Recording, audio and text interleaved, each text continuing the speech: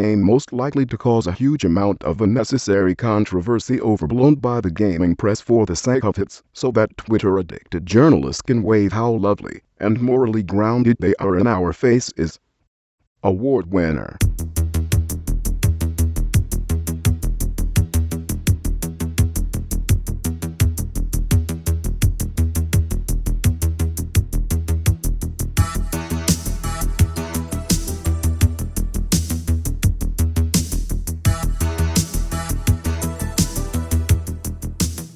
Hello and welcome to episode 82 of Chet and John's Reassuringly Finite Gaming Playlist. My name is Chet Rovers. With me as usual is John Denton.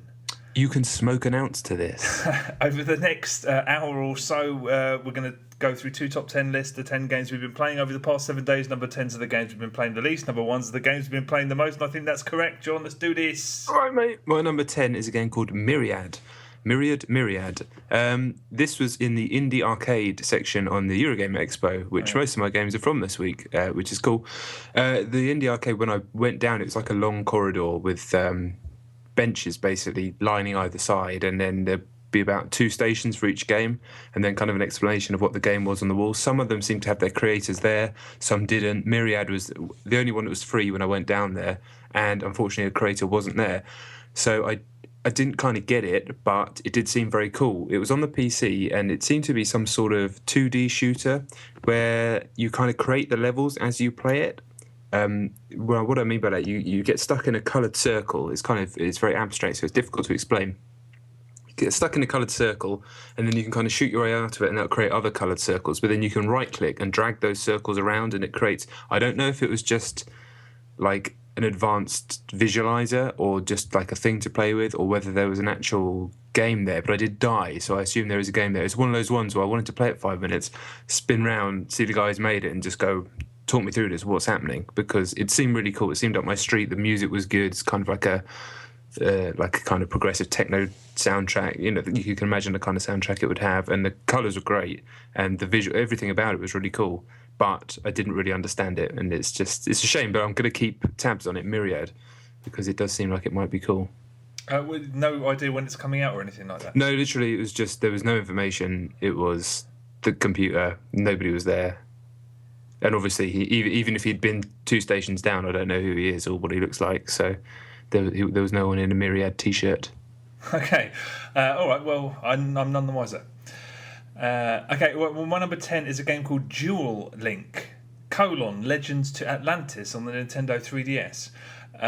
Duel as in the singer? The singer, yeah, the diamond, etc. It's a game that my girlfriend picked up for £1, and I thought it was a DS game. It is actually a 3DS game. I don't know where she got it for £1. She got it brand new, but it reminded me that Nintendo consoles and back in the day the PS2, when consoles are that popular, you get the most amazing shovelware on there. So I was kind of hoping, I don't know what I expected, but it starts and there's scrolling text on the bottom, and your character, this sort of guy who kind of looks like the prince from Aladdin's on the top screen, and he sort of rocks back and forth and moves his mouth at approximately 2 frames per second. It reminded me of an old Amiga game. It looks so rubbish. And then there's a world and there's a map, and you build houses on this map. But basically, all of that stuff's completely superfluous. It's a rip-off of Bejeweled. That's all it is. But they tacked on all this needless stuff, and it's £1. And it reminded me of that bloody PS2 game that I can't find evidence of anymore. Do you remember the ice cream racer or whatever? Oh my God! Yeah, what was that? I don't know. Phoenix Games game. That's right. But what was it called? White Van Racer. Is that right? Mind your child or something? No, that's mind that child on the back of the van.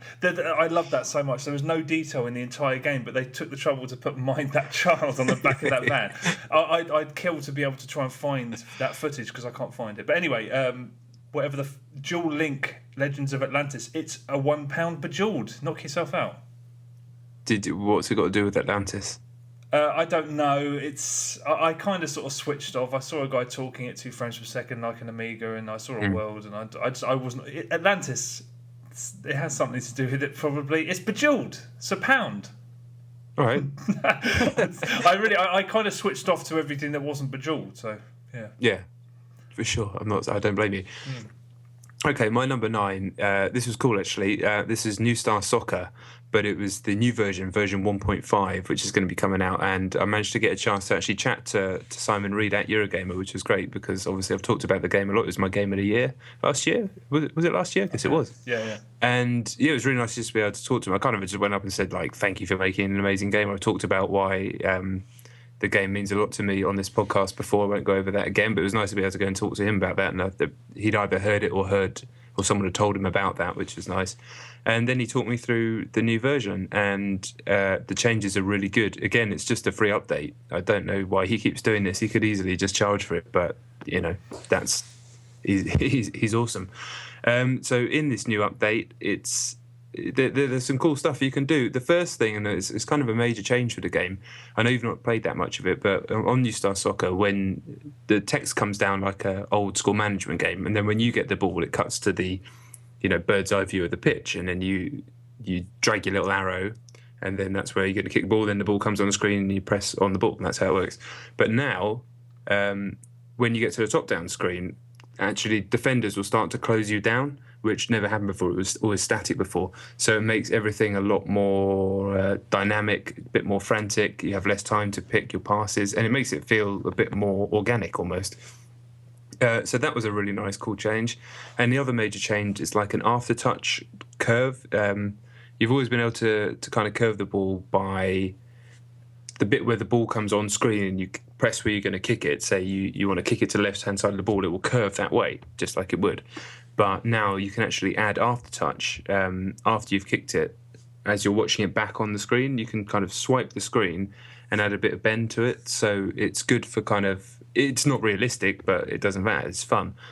So it's really good for like really long shots that you can kind of bend at the last second, or you can bend it right outside the post and try and curl it back inside. It's not, even in the version I played, it didn't feel like it was overpowered. It felt like it was going to take skill to be able to do that, because you could quite easily over curl it straight into the keeper or whatever, or away from or into a defender. But yeah, there's some other new stuff in there with like Twitter and Facebook things, and a few more kind of back-end stuff, but they're the main two changes, and it just seemed cool. It seemed like a good reason to get back into the game and just play a hell of a lot more of it. And it was a real pleasure to speak to him and his wife as well, who they worked together, I think. But they were both very, very cool. And they gave me a free football, so I guess now I'm corrupt. I think they had one for everyone that came to speak to them. Oh, okay. They sound impossibly nice. So when is this happening? When is the update? It was actually going to... I think it was almost due to be out, and then his feedback from the expo and having watching people... I think it was more like watching other people play it. He's decided just to leave it in the oven for a couple more weeks and just tweak a couple of things, because I think maybe he noticed having it in front of that many people that there was actually something that wasn't quite working how he wanted, or something along those lines. But it may be out by the time this podcast comes out. It may be another week or so, but I will definitely tweet it out when it does arrive. Yeah. Does he still do the other versions? Because it started on PC, didn't it? Has he just stopped doing that now? I don't actually know. Yeah, because I played one of the really old ones, maybe 3, which is, I just thought it was a cool idea, and it kind of played like sensible soccer, and it was good. But yeah, I don't know. This one's clearly the money spinner. Yeah. I don't know. It's not. I assume it must be still spending money because he's not charging for all these updates. So I guess people are still buying the original. Yeah, and there's in-app purchases, but they're obviously it's free to play for 10 games, isn't it? And then you pay for the campaign. But there's also like you can pay to get stars, so you can afford energy drinks and stuff. And if you're that way inclined, I know someone who's spent 10 quid on a game, just because he didn't want to kind of grind. Not that you have to grind in the game. It's actually really well balanced to just pay for the 69p. But he didn't want to. He just wanted to do it faster. So I'll imagine there's plenty of people like that. And you can pay for other pitches and I think other weather conditions as well. So it's all there. So, yeah. Once you've got to however many hundreds of thousands or millions downloads, all you need is a small amount of people paying every week, I guess. Yeah. Well, that's what I was going to say. Okay, it's a good sign then, I guess. Definitely. Okay, all right. Well, my number 9 is a game called... it's a game called A.R.E.S. Extinction Agenda EX on the Xbox 360. A.R.E.S? I think that's right, yeah. A.R.E.S. The God of War. Without the I. Extinction Agenda EX. There's no I in A.R.E.S. Is that right? Yep. Why don't they call him A.R.E.S? I don't know. I'm too tired. Okay, this is a port. It's an Xbox 360 exclusive. It's on arcade. It's a PC game from 2010. I don't know. The EX is new, so I don't know what they've added to it. It's a very, very moderately received PC game from 2010, and when you download it, it says it's developed by a company called EUROGAMES, and then in the blurb it says this game developed by Extinction Studio, and then when you boot it up, it's got another company. So I don't know who made it.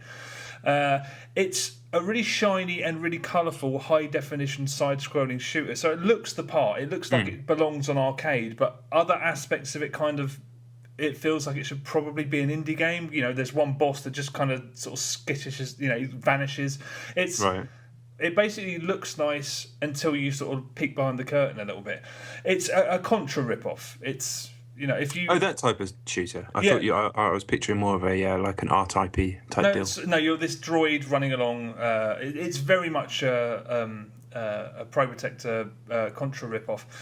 So if you've lived through the SNES era, you don't need something that's as ordinary as this. There's no co-op, and it's £10, and it's and for a game that's a few years old, and by all accounts didn't cut the mustard back then. And it annoyed me straight away because you can't pin yourself to the ground and pivot. And one of the first things it asks you to do is shoot a load of enemies that are sort of diagonally up. Oh right. So you have to keep running back and forth, and there's no excuse for that. Even Pro Protector 3, Contra 3, it was Contra 3. Yeah. You could even do it in then, and I'm convinced you could do it in the NES originals as well. Pin yourself to... No, you couldn't have done. There wasn't enough buttons. But you pin yourself to the ground and you shoot diagonally upwards, and you can't do it on this, so I was just like, piss off. I did the entirety of the trial. Maybe if it was 5... But there's no co-op. Why would you play a game like this when there's so many better options out there that have co-op? Yeah, £10. I don't think so. So, yeah. Yeah, £10. Christ. I needed the trial there, mine, so I got, Yeah, of course. But yeah... Sometimes you know that you don't want to spend a tenner. Yeah, well, I mean, I definitely got that feeling, yeah. Yeah. All right.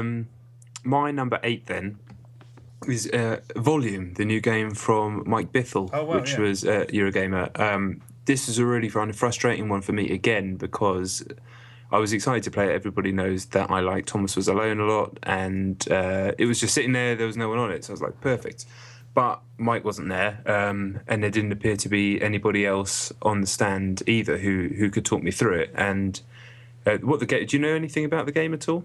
I didn't until today when I saw a video online, and it kind of looks like those sections from Metal Gear Solid. Yeah, it's very much like the VR missions from Metal Gear Solid. So it is a stealth game. I knew that anyway, and like I say, it does look like that. It's kind of very vectory, polygony type visual style. You seem to play as a dude, and there's guards, the robot guards who walk around and they have vision cones and stuff. So that basically I could get all that, but I know because of the name and because of what I've read, it's kind of stealth with sound is the kind of hook of the game, and pretty much immediately you can pick up a bugle and you can use it, but I just couldn't understand how to use it. I didn't really understand what it was for, and you can kind of hide in a wall and come back out. And it's frustrating because I kind of left it and I was like, I'm kind of not sure about this. I don't even want to have an opinion because I need someone to tell me what this game is, what I'm supposed to do, why it's not just a case of hide behind a wall, wait for him to move. Because it clearly isn't. It clearly isn't just a basic hide behind a wall, wait for the guy to run past him. There's clearly a lot more to it than that. So then I come back and I'm seeing loads of people saying like it's their game of the show, or they're so glad they checked it out, or you need to keep tabs on this. And I was like, damn it, I kind of just wish that, exactly like Myriad, but more so, that Mike had been there, or anybody who could have just talked me through it, because like I say, I'm certainly in no way, shape or form writing the game off. It didn't do anything for me in the time that I played it, but then again, I might as well have just chucked up a bunch of fucking letters in front of my face. It made so little sense, but that's not the game's fault. I just needed a bit more information. So definitely still keeping tabs on it again. But yeah, again, a bit of a frustrating one. Were you just there really early? Why was no one around? I don't know. No, this was like 2 PM. It just happened to be, I think, maybe that's why they were free, because at that point it was almost impossible to get on anything unless it was just some game that nobody had ever heard of. Even then, almost everything was taken up by that point on both days that I was there. But maybe because I don't know. Yeah, but Yeah, he was probably there 5 minutes before and 5 minutes later. Maybe he just gone to the loo or something, but it just happened to be the time that I jumped on it. Yeah, okay, fair enough. I did think it was quite an orthodox game for him, considering how unusual Thomas Was Alone was. But then again, I suppose he didn't have the wedge to do anything more sophisticated than that. You can apparently you can like edit the levels in game as well as you're playing, just like Myriad, in fact. So apparently that's something to do with it as well. But yeah, need more inf. Yeah, likewise. Okay, well, my number 8 is a game called Cooties Patient Zero on the Xbox 360. Bringing out the big guns. It's an indie game, and it's the latest release from Silver Dollar Games, the most prolific developers on XBlig, who've ever developed for XBlig and are still doing it, one of the few left. It's really difficult because I will concede that I just like what they do. A lot of people hate what they do. I just like these games. It's a game that could run on a DVD, so it could be one of those games where you just click the button. The buttons on a remote control would more than suffice to play this game. Right. And I think in terms of their output from the games that I've played, it's definitely at the lower end of the spectrum. It's definitely one that feels like it was rushed more so than the others, and it's the briefest and the cheapest as well in terms of what there is of gameplay. Anyway. The concept is vaguely amusing. It's a kind of Brewster's Million scenario. You play this guy called Kyle, and he has to go on a date because his dad won't give him his billions of dollars otherwise. And he's scared of cooties. I don't know what there's a British equivalent. I can't remember. Lurgy, I guess you'd say. And the whole game is still frames, photographs, and with voiceover, with this guy going out and meeting a girl and going out on this date just to try and secure all this money from his dad. You have this cooties meter on the left, so periodically this girl will try and touch you, and you have to either perform a very, very stupid button bash mini game. And if you fail that, you have to do an amusing Street Fighter style combo to inject yourself with a syringe that kind of keeps you safe. I mean, it's stupid. Sounds amazing. It's like an interactive short film that, again, because they've clearly made it very quickly, the script is not brilliant. I mean, basically, it's like this. My girlfriend and I played it. We finished it in about 15 minutes. She and I laughed a couple of times, and then it stopped. And I mean, it just stopped. All of the other games of theirs I've played have really nice endings. This one literally just stops. So it's the least impressive game of theirs that I've played. But I did I did enjoy it. It's 15 minutes. It's 69 pence. It's difficult. I'm biased. Try the trial. Maybe you'll like it. It's unusual, but also, sorry, with regard to the cheapness. Like the last game of theirs I played, Office Affairs, which I really quite liked. There are trick questions, so if you answer a question wrong, it will just stitch you up, so you have to go all the way back to the beginning of the game and play through it again. So it's just trial and error and annoying towards the very end, which is a really, really cheap way of prolonging the life of it. But I liked it. Try the trial if you're even vaguely interested, because it's not for everybody. Yeah, I like the name. Everything about it sounded quite funny, but then you said it's not that good. Well, it's not that good, but me and my girlfriend enjoyed it for 15 minutes, and then we were done. And then what more? It's difficult. What more do you want from an indie game? Although I'll elaborate on that in a bit. Okay, right, intriguing. My number 7 then is number 7. Yeah. Yaiba Ninja Gaiden Z or Z. Have you heard of this game? Nope. This is the Ninja Gaiden's game where you fight zombies. It's done in a cel-shaded fashion. Looks similar to Jet Set Radio kind of cel shading, kind of harsh black lines. It looks cool, and it's on Xbox 360 and PS3. And it is you just go and hack up zombies as Ryu. I assume it's Ryu. Hayabusa. There's no reason why it wouldn't be, and it's kind of fun. It has a kind of. It really reminded me of Lollipop Chainsaw. Actually, it's the combat's not as sophisticated as normal Ninja Gaiden, but you are basically just slaughtering waves of zombies. It has a lot of common with. It's got the same hold the button for the kind of fast attack, and then the quicker attack and the dodge roll and stuff. It's very similar, but the kind of the pace and the rhythm of the combat is very different, and it is more about just hacking these dudes up. But to compensate for that and to kind of accentuate that, it has this kind of... grindhouse is the wrong word, but you know how Lollipop Chainsaw is kind of ostentatious in its presentation of when you're killing the zombies, stuff will flash up. Yeah. And it clearly owes a debt to that.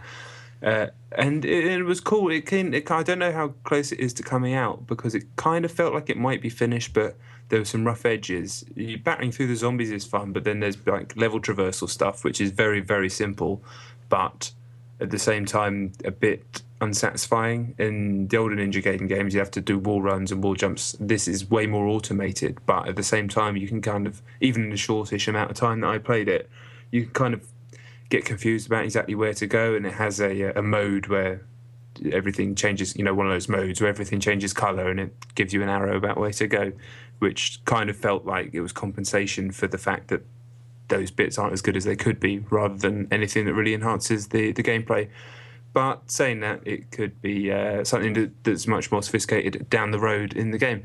It's good. There's as you hack things up, it's got one of those modes where you build up a meter, then it's basically like a freak out mode. I can't remember the name of it, and it cuts to a close up of Ryu's face, and he pulls off his mask, and he goes, "Rah!" And then you can just hack everything up really quickly. It's fun. It's one of those games. I don't know how much it's going to cost. It feels like it should just cost about 15 quid, and if it's good hackage, but it's tough.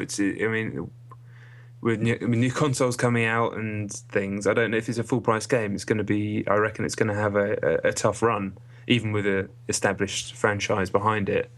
But, I've only played a 15-minute demo, so the game may get way, way better or way, way worse. But it was fun. It was fine. It was kind of cool, actually, and it looked cool. It looked nice. It sounds right up my street, and I thought you were describing a download game, so it is a full price, disc. I'm not even sure about that, but I would assume it's a full price disc game. It felt like it was.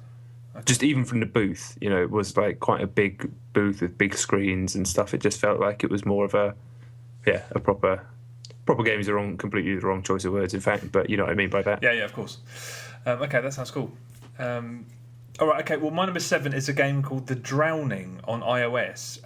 My girlfriend discovered this by accident, she said, and she's been saying I've got to play it for the last couple of weeks, so I had a go. And after some really bad first impressions, I actually came around and started to really, really like it. I started playing it and immediately thought, I'm going to play this for 10 minutes, never touch it again. And I was on it for the best part of 2 hours in one sitting. Oh, no way. It's a first-person shooter set in kind of the...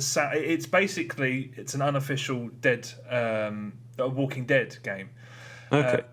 What's the best thing about it? I don't know if these controls have been on any other iOS first-person shooters, but basically you have a choice between the mock thumbsticks that a lot of games offer that try to sort of mimic a console game, or there's these gesture-based controls which are really, really effective. You can basically tap anywhere in the environment and you'll walk there, and as soon as you see a zombie, 2 fingers, tap, headshot, tap. So you shoot by using both 2 fingers and using 1 finger to sort of move around. And while you're walking, you can sort of spin around and do a 180 degree and run backwards while you're shooting. It's just really, once you've got your head around it, it's really, really cool. It's a cool way to pilot a shooter on an iOS. Like I said, it's a Walking Dead. There's like scrolling oil paintings between levels, and there's a voiceover with some twangy guitar, and it's like, oh, okay, right, blah, blah. It's just Horde. This is what's really interesting, because this is why it started to put me to sleep, or at least I thought it was. It's just Horde in these different environments, and what you do is every time you move to a new area, you have this map, and you tap on the map, and it will tell you what... it's all about crafting and looting, basically. So you go to these areas to find parts of specific weapons or parts of specific vehicles that can take you to different parts of the level. It sounds complicated. It's really not. You're just going in different order to do all these Horde missions. And then you're graded out of 5 stars. 4 and 5 stars give you rarer and better stuff. To be honest, the sole reason that it works as well as it does is the controls. It's a first-person shooter on iOS, and I don't think there's been any truly brilliant games that can be described that way. This one came damn close. The fact that I played it for 2 hours... I mean, I know you have to be online to play it, and the frame rate is choppy as a motherfucker when there's more than 3 zombies on screen, but right. It's such a novel control scheme, and I really liked it. I'm telling you, The Drowning, it's free. There are microtransactions, but I played without even... I was unaware of them for 2 hours. The Drowning, it feels like it's on the Techland engine from The Last Dead Island, which is both a good thing and a bad thing, but... The Drowning, I'm telling you. It sounds all right. It is. Do you reckon it's playable on a phone? Yeah, I think my girlfriend played it on a phone. I did it on the iPad. But so The Drowning, check it out. Yeah, that does actually sound all right. That sounds pretty cool. Give it some time. I like the name as well. Okay, my number 6 is the thing that I was most excited to play in all of Eurogamer, which was Oculus Rift. I've been dying to try it. And so I queued up. So the first thing I did when I first got there on Thursday is queued up to check it out. And after queuing for about 45 minutes, which is not something I'd ever regularly do, I managed to get on it. But unfortunately, there was at the booth, there was like a skydiving video thing, which looked kind of cool. There was a Surgeon Simulator, and there was this World War II plane shooter, which I thought would be the best of the three. But unfortunately, it was using the older low-def kits, and the HD 1080/720 were being used for Surgeon Simulator around the corner, and you didn't get to pick what you played. You just, whoever came off, whoever you got put on, basically. So I strapped the thing on, and I think in my mind, I'd blown it up to something that it was never going to be, for starters. And I don't know, when I put it on, it was cool, but the fact it was very low definition, and it was very difficult to see kind of any detail whatsoever. And I know that's not the case. I know that's not going to be what the final product is.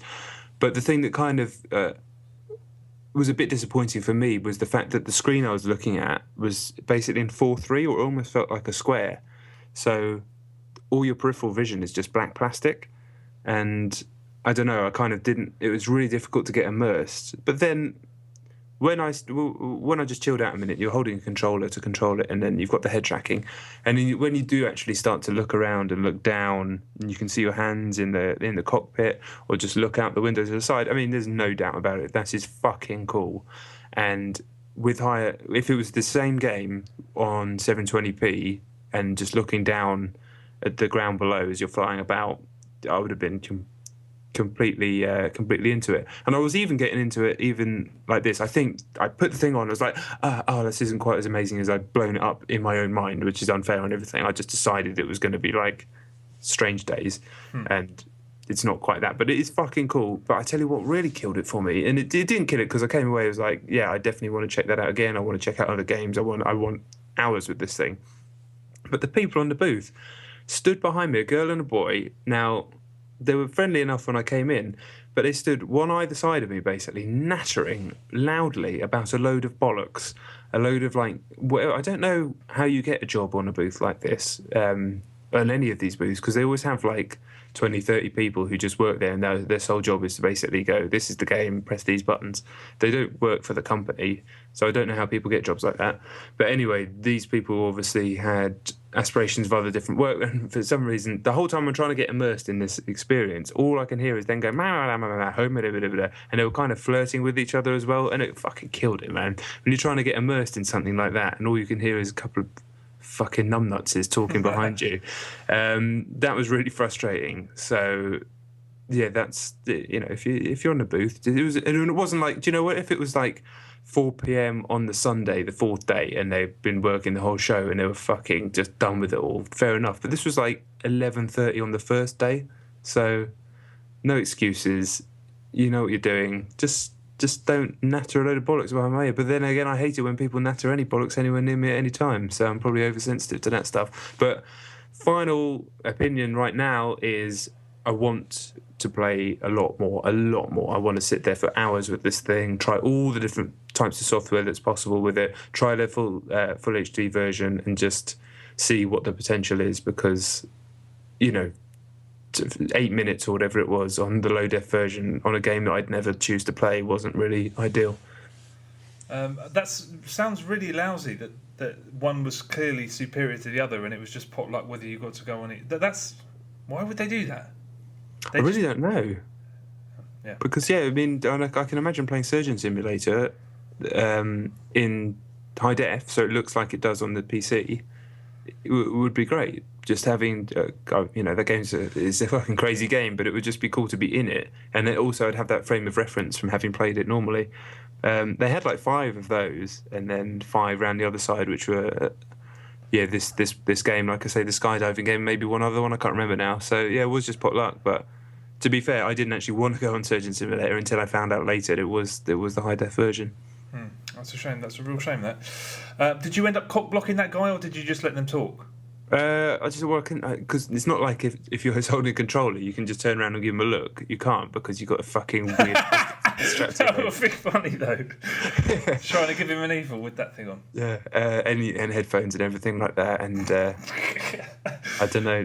What was most disconcerting is, and they were very right to do this, but between every single person that used it, they sprayed down the inside of the thing and wiped it down with like antibacterial wipes and stuff. And I just thought, ugh.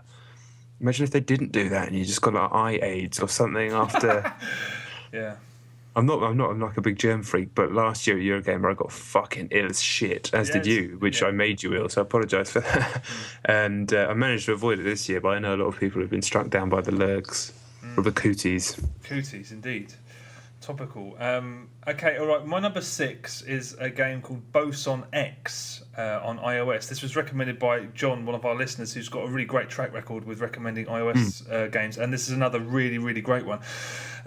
I think it's £1.69 or just it's under £2 on iOS, and I think I'm pretty sure that's the native platform, and it feels great on that. But there's free versions on PC and on Mac. So if you just Google Boson X, the main website that you can download free versions of both on those two platforms. But the iOS version is great. It's an endless runner, which immediately put me off, but. So you start playing it and it just grips. John said play it if you like Super Hexagon. It's not quite that brutally difficult, but you are running into a hexagon. Sorry, so there is a little bit of symmetry. But yeah, there's pounding electronic dance music. You're sprinting. Your character kind of looks like it's very lo-fi, kind of like the main character from the original version of Another World. Okay. So kind of like a blob, and then very, very simple. Mm-hmm. And so you're sprinting into a hexagon, and basically panels appear. You tap left to go left, tap right to go right. The longer you hold it, the longer you jump for. So you're basically in the middle of nothing. You're just space, but these panels keep floating and building in front of you. And it starts off hard, but it just gets harder and harder and harder, and you have to pay such close attention to the center of the screen because you you have to learn how these platforms move, and occasionally preempt where they're going. And at first, I just thought, you just have to get to the end, but what you have to do is collect energy, health, and some of these panels sort of glow light blue, and you have to run on those. And once you get to 100, you progress to the next level.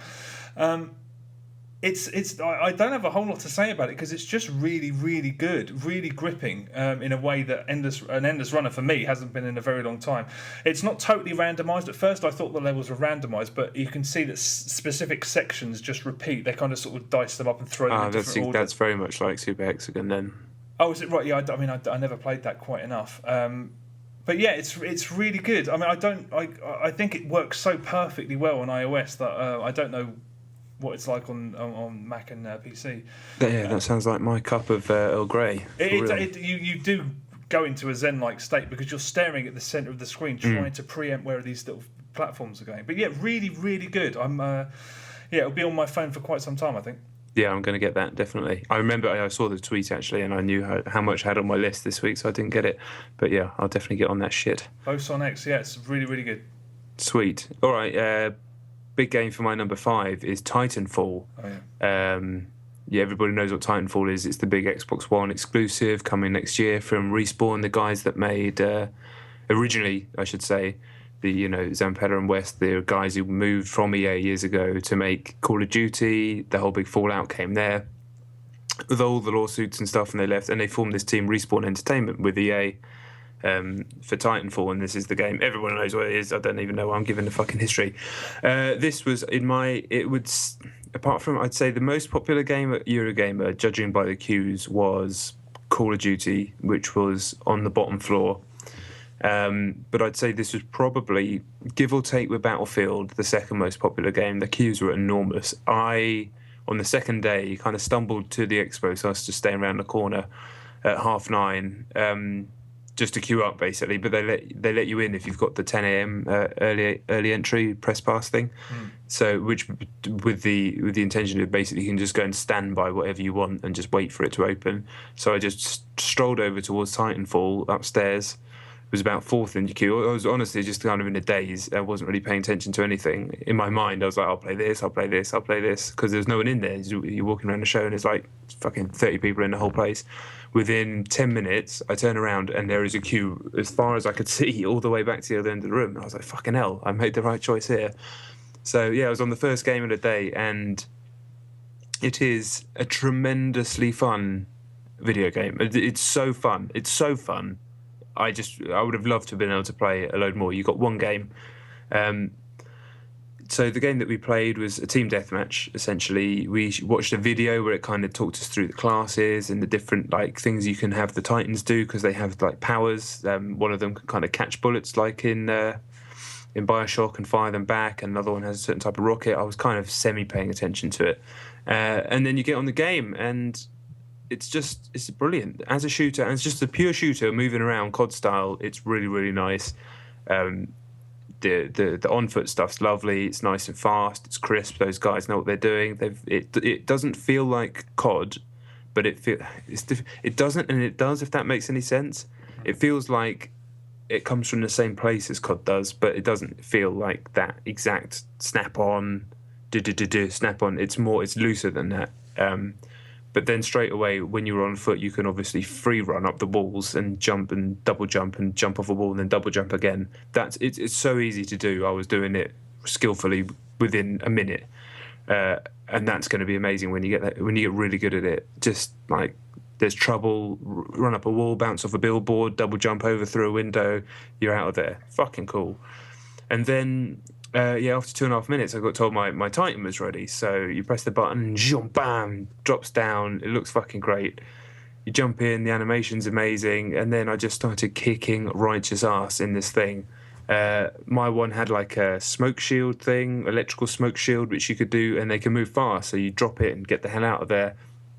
I was just shooting everybody on the ground, and because the game is a mixture of real players and bots, essentially, you can start really racking up kills. And one thing that I've heard a lot of people say about Titanfall, people who played at E3 and Gamescom and things, is that your lives just last much longer than most shooters, especially COD.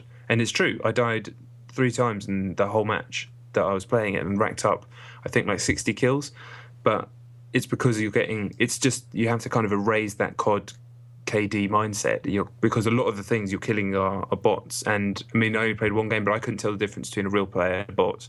I didn't know what was what, and I don't know if that's deliberate and how that will continue on, or whether as you play a few more games you'll actually be able to tell quite easily. I don't know. But when there's a fuckload of soldiers and there's like 4 Titans running around 2 on 2 and you're just getting in, it's just so fun, mate. It is the best new shooter I've played in ages. It's the most exciting thing in that space for a mile, for fucking so long. And I just came up, like, my heart was pumping by the end of it. It was an absolute thrill to play, and I couldn't wait to get back on it. It's just going to be a cracking game. Shite.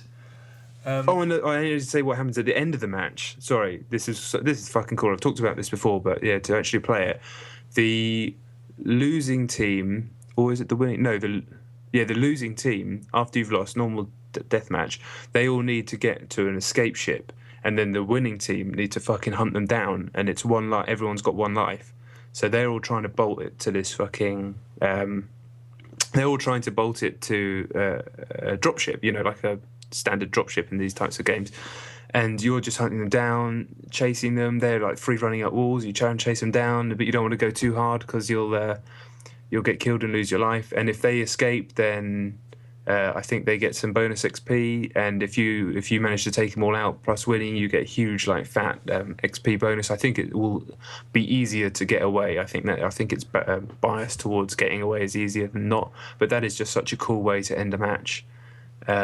Really, just the whole tone switches. The whole section maybe lasted a minute, so it's not like something that's going to be laborious. It's just going to be really fun every single time. And these guys, to say they know what they're doing would be the understatement of the year. They've just come in and basically, like one of those Titans, and just fucking kicked the wall over and gone, right, we're here now, and we're up with you boys. Let's go. Fuck. You said that there was bots and player control. Are they all going to be player controllers? Is it going to be that big? Or no. There's going to be. I think if you can think about it, the way I'm understanding it is, I don't know if you know much about League of Legends and Dota, but there are what are called creeps in those games that are just like bots, basically, that trundle about, and you can kill them, and that's the way you get money, and that's just kind of how the game works. And I'm looking at these guys, these bots, kind of like that, so that it just makes the battle feel much fuller, and like you're fighting an army, and you can really just start cracking up loads of kills. So there will be bots in the maps, I think, in the final game, and I want to see what all the other game types are like, because we only play team deathmatch. It's not exclusive anymore, is it? I thought it's on 360, PC, and then potentially PS4 after that. Is that wrong? It's Xbox One, 360, and PC, but there's been no mention of PS4. But I'm sure it will actually happen. But I wouldn't have thought it would happen for at least till the end of that year. Yeah, I mean, if Microsoft aren't stupid, and they're not, so they'd do well to hold us that. Fuck, it sounds great. Yeah, no, I was like, shit. I've always said I'm probably going to get Xbox One for Titanfall for 4 months after it comes out, because the only other next gen games I want are going to be on PlayStation anyway, and I've already got that in the bag. But this was like, I don't think I can not get this machine. Fuck. Okay, right, that sounds alright. Yes, it's top shit. Okay. Okay, my number 5 is also top shit. It's a game called... Okay, basically, we've had The Walking Dead. We've had The Evil Dead, Night of the Living Dead. Earlier this year, via XSplit, we had The Flying Dead. So as soon as I saw a game called The Useful Dead, I had to download it, because I thought it's another goof-off and it's going to be just some junk that I can slate for 10 minutes. As soon as it started, I knew, oh shit, because the first thing that came up was the logo for Boot Disc Revolution, which is the company, the one-man Canadian developer who made Bleed, which I think is probably the best Xbox Live indie game on the service, and will be in the upper echelons of my games of the year if we count them down in December, because it's remarkable. But yeah, that's a sign that I was going to be wrong, and I was very wrong. It's a game that looks very simple. It looks like a colourful sort of cutesy platformer, but it is an intense and ingenious puzzle game. The title's totally fitting as well. The Useful Dead, what you do is you have these little creatures, and you have to use their corpses to help solve puzzles. There's physics puzzles, there's switch puzzles, and you can jam switches or jam doors open, and there's physics involving wind, sort of turbines that you have to start with switches and stuff. Okay. I reckon, seriously, over the course of an hour, I must have said the word genius aloud 10 times. Wow. And in many ways, I think the game, I'm all for there are some really interesting things on XSplit, but when this finished, it lasted 55 minutes. I completed it in 55 minutes. Each level has like par times, and if you save more of the animals, you get more points. So there's always there's replay value. There's quite a lot of replay value. But I just thought, I've played this for 55 minutes. It's just under an hour's worth of utterly outstanding entertainment, and then it's done. It's 69 pence. In many ways, it's what an Xbox Live indie game should be. It's essentially perfect. Wow. Boot Disc Revolution. One Canadian guy. It's also, excuse me, it's also on PC and Mac, $2 for each version. Wow. And it's $1, 69p on XSplit. But it's an hour's worth of just the guys are cut above. The Useful Dead, for God's sake, 69p. And go and play Bleed as well. Oh, really? I mean that's 400, and it's much more. It should be on Xbox Live Arcade. There's no two ways about it. This actually, do you know what this? Well, I don't know what you'd price it. This should be as well, because it looks really nice, but it is just so fucking clever. Just the I want to play Dead. that. If $2, a pound or whatever on PC, if you can't be bothered with XSplit, the Useful Dead knockout. I'm telling you. Fantastic. Fantastic. And brilliantly on to my number 4, which is slightly less Useful Dead. It's Dying Light, the new game from Techland, the next-gen zombie freerunner. Now, we talked about Techland on this podcast many times. We're fans. I like their attitude. I like the fact that they seem to be able to produce what you'd probably call B-level games. I don't mean that in a disparaging way at all. I think, there's absolutely nothing wrong with that. They're not AAA, ridiculous budget, ridiculous marketing budget. They play to their strengths. I don't know their business model, but I don't hear about Techland cutting off half their staff. You know what I mean? They've got their own engine, they've got their own IP. Yeah. I like what they do. And this feels like them just taking one incremental step up. That's all. Not like we're going to blow everything that we've ever had and try and turn ourselves into, the next fucking rock star or something like that. Just one incremental step forward. It's on next gen. I played the Xbox One version, or indeed it was an Xbox One controller. I assume it was the Xbox One version. Very nice looking game. Looks like Dead Island, but just nicer. Really nice lighting, much better resolution. Everything about it was nice. You play as this, in the demo that I played anyway, you play as this British dude. He sounds a bit like Jason Statham. And at first it just looks like Dead Island because you're just walking around. There's zombies, there's objective markers on the map. You've done it all before, but obviously the hook is it's free running, and it's so similar to Mirror's Edge that is almost, you could call it a rip-off. It's the same. It's exactly the same, basically, the way you move through the world, like the way you build up momentum, the way you grab onto edges. But even in the shortish amount of time that I played it, it was really fun just to free run around. It has some nice bits where there's some roofs are wooden. You kind of end up crashing through those, and you go, fuck, because if you might not see it quickly enough, jump down, crash through a thing, suddenly you're dropped in a shitload of zombies, and it seems like you can have a shitload of zombies on screen as well. And they're kind of a bit nastier looking than the ones in Dead Island. It seems like it's going to be slightly less on the side of comedy than Dead Island does. I know that game's not a comedy game, but it has the potential for it, doesn't it? Whereas this seems a bit more straight. And yeah, I just like what I played. It was simply like an A to B demo. Go here, go to the point, which was up on a freeway. You start at the ground level, so you have to kind of scale the level distance-wise, but also with a degree of verticality. Then there was a bunch of dead bodies, and then suddenly you get kind of swarmed on by zombies, and you have to escape. And I was like, yeah, this is cool, and I dig this. This seems like it's going to be a good game. It's not going to be something that changes the world, but it seems like, if it comes out early enough in the next gen, it's going to be something that looks good enough to stand out from the pack. And I got faith in those guys to make fun games. Yeah, me I too. just really do. Yeah, me too. Did it feel anywhere near as good as Call of Juarez? Did you play the Techland, the most recent one? Yeah, well, Gunslinger. Yeah.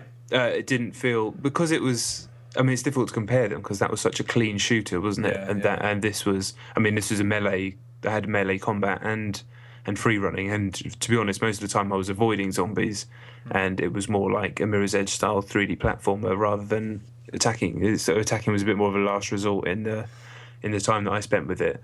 So no, but it felt like an incremental step, I think, is the way I'm going to describe it, because it just didn't have that kind of, and this is a vertical slice demo, but it didn't have that kind of sketchiness that most of Techland's current gen games have had, which haven't been hugely to their detriment, apart from when they actually don't work in certain parts of Dead Island. But this felt like a much more polished product. Yeah. And it's being done through Warner, and they, I like what Warner do. I think they put a lot of effort into the games that they do choose to pick up. Like Lollipop went through them, and they definitely put a lot of effort into the marketing for that, and they ended up doing quite well. So, yeah, I think they're going to put the appropriate amount into this, and it'll do well. Yeah. Oh, well, that's encouraging stuff. It seems strange that they've stepped away from the Dead Island. I think that will keep going as well. Oh, separately to this. Yeah. Okay, it's a bit cheeky because to look at it at first, you're like, that's Dead Island, but to play it, it's actually quite different. Okay, just because of the free running. Yeah, but the game. I only played the demo, and who knows what the final game is. But it did seem like the point of this game is to avoid and to free run and to, use the environment rather than to go head on into zombies and do quests. Okay, all right, God, yeah, I do like Techland. That sounds good. And apparently there's some day-night cycle or something like that. So the night's way more dangerous. Hence the name of the title. I didn't get to see that in action. Didn't have long enough with the game. Isn't it a big part of it? Isn't it due for not far beyond launch? Yeah, I think it's launch window time. Oh, certainly, the build that I played was solid as a rock. But I don't know if the rest of the game's fallen apart behind it. But I don't see why it would be. Yeah. Well, you never know. All right, okay, well, good. That sounds clean. Okay, my number 4 is a game called Ascend: Hand of Kul on the Xbox. Oh, I saw this. 360. Did you play it? No, I just saw it was on there. Yeah, it's a free-to-play game there's more of those on Xbox, so they must be doing something right, I assume.